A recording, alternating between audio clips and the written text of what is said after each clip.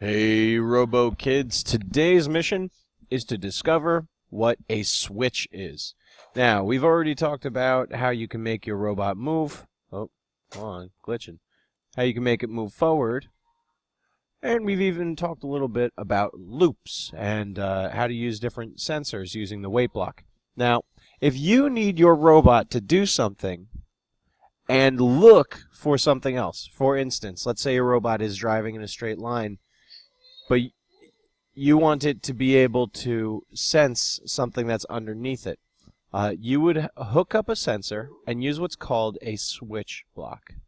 It's going to be in your orange flow control, and you'll see this option here. Now, a switch can be thought of kind of like a railroad, like a fork in the road or something, where it will choose one of two pathways depending on a setting. So the way that you could read this is my robot will move forward one rotation and then search for a touch. Now this is basically saying if the button is pressed in, that would be, well, no, your criteria is whether or not the button is pressed in. If the button is pushed in, it will validate the criteria and it will do the pathway at the top. So, for instance, I'm going to say, here. If the button is pressed, then it will move forward again. If the button is not pressed, it will make a sound. It'll be a cat purr. Now, where this is really useful is if you just turn this on and you make a loop. And you put everything in the loop. Now, the way that you can check this out, your robot will continuously move forward when it sees, or when the button is pressed, it will then move. Let's make it move backwards.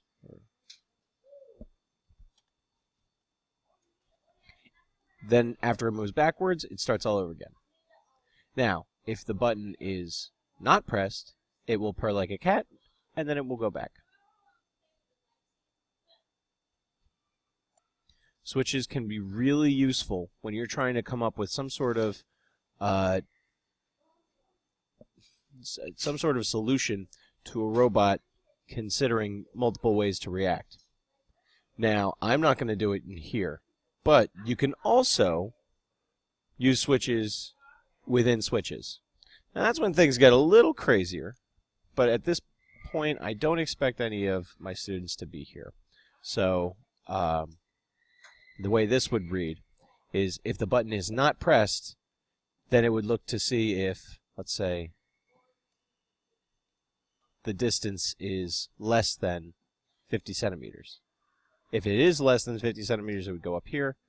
If it isn't, it would go down here. So you could have like a whole branch, like a tree almost, of different things that can go on, and then it loops back at the beginning to restart all over again.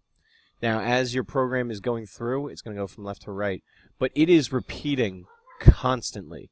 So it will always do whatever you expect it to as it's going through. It won't get stuck somewhere. So enjoy.